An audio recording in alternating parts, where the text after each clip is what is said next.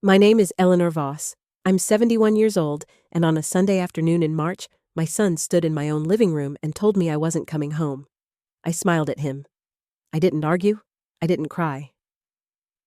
What happened 40 minutes later, when the sheriff's car pulled into my driveway, is the reason my son hasn't been able to look me in the eye since. I raised 2 children in this house on Birchgate Lane, my son Marcus and my daughter Renee, after their father died in a construction accident when Marcus was 9. I worked 31 years as a hospital billing clerk to keep this house paid off, and I finished the mortgage in 2009. The same year Marcus graduated college on a loan I co-signed and quietly paid down myself for 6 more years after that. Marcus became a real estate agent, successful, confident, the kind of man who talks about positioning assets at Thanksgiving dinner.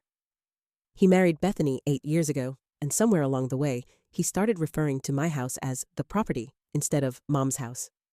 I noticed it the first time at a family barbecue when he told a coworker, "We're thinking about what to do with the property long term," and gestured toward my kitchen window, like I wasn't standing 15 feet away, refilling a lemonade pitcher. The specific detail that should have warned me came 4 months before that Sunday. Marcus asked me, almost casually, whether I'd ever considered simplifying things and moving into an assisted living community closer to him. I said no. He didn't ask again. He just started showing up more often, taking photos of the house for insurance records, he said.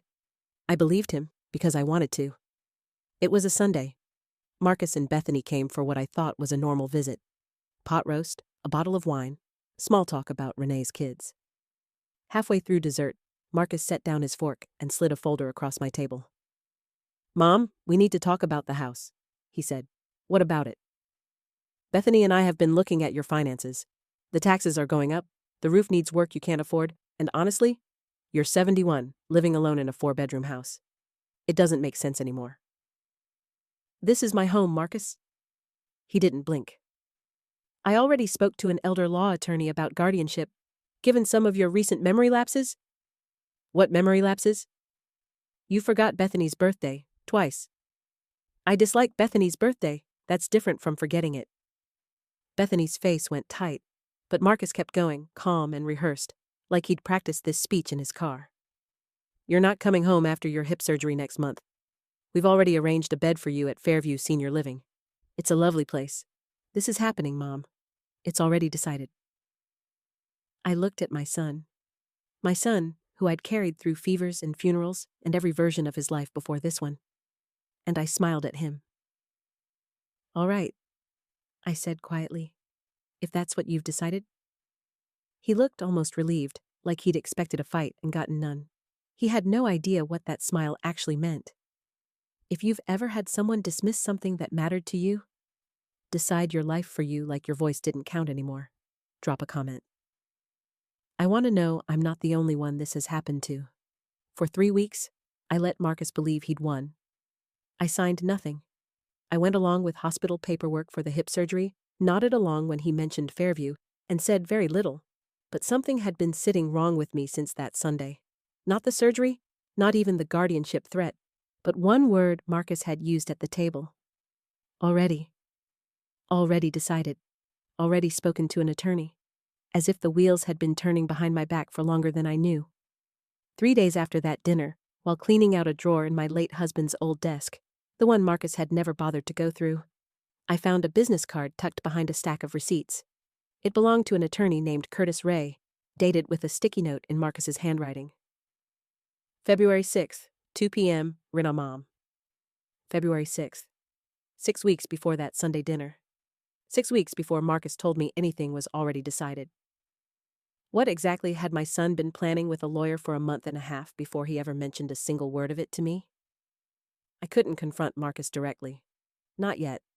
If I showed my hand too early, he'd simply accelerate whatever was already in motion, and I had no idea how far along it was.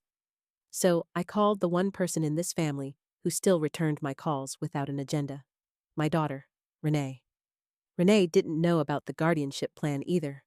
When I told her, she went quiet for a long moment, then said something that turned my stomach cold. "Mom, Marcus asked me 2 months ago if I'd be willing to co-sign something regarding your care. I said no because it felt weird. I didn't think much of it after that. 2 months. This had been in motion since January. Renee drove me to see an elder law attorney of my own, a woman named Patricia Kessler, recommended by a friend from church on April 2nd. I brought Curtis Ray's business card, the sticky note, and every piece of paperwork Marcus had asked me to sign in the past 6 weeks. Patricia read through everything in near silence. Then she looked up. "Mrs. Voss, has anyone filed a petition for guardianship or conservatorship over you in county court?" I told her I didn't know. "I'll find out today," she said. She made one call. 20 minutes later, she had her answer. A petition had in fact been filed. Not for guardianship exactly, but something Marcus hadn't mentioned at all. A filing disputing the validity of my late husband's original property transfer to me, dated back in 1994, arguing that the house had never been properly conveyed and should instead pass through a separate, still open portion of my husband's estate. One Marcus stood to inherit a much larger share of if the original deed was successfully challenged. "This isn't about your competency," Patricia said carefully. "This was never about your competency. This is about the house. If you're the person who quietly digs for the truth in your own family too, who doesn't yell, doesn't accuse, just goes and finds the paperwork, hit subscribe. This channel is for people like us." Patricia's investigation took 9 days. She pulled the original 1994 probate file from when my husband died, along with the property transfer documents I hadn't looked at in decades. What she found flipped everything. The original transfer wasn't defective at all. In fact, buried in the probate file was a handwritten codicil my husband had filed just 4 months before his accident. One that hadn't been challenged in nearly 30 years because no one had ever had a reason to look. It explicitly stated that the house and the 2 acres of undeveloped land behind it, that I'd completely forgotten we still owned, were to pass to me outright, free of any claim by our children, present or future, so that Eleanor is never without a home of her own. Patricia sat across from me at her office on April 11th and said the words plainly. "Mrs. Voss, that undeveloped land behind your house, it's not worthless. Franklin Township rezoned that entire corridor for commercial development 18 months ago. Comparable parcels nearby have sold for $340,000 an acre. 2 acres. $680,000 conservatively, sitting behind my clothesline, and Marcus had spent 6 weeks with a lawyer trying to prove I didn't own it, instead of simply asking me. The guardianship talk, the memory lapses, the calm insistence that I wasn't coming home, none of it had been about my hip surgery or my safety. It had been about clearing me out of the way of a decision that was never going to be mine to make in the first place. I invited Marcus over the following Sunday. Same table, same chair he'd sat in when he told me I wasn't coming home.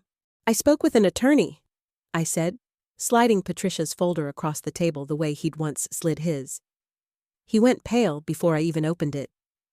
"Mom, I can explain."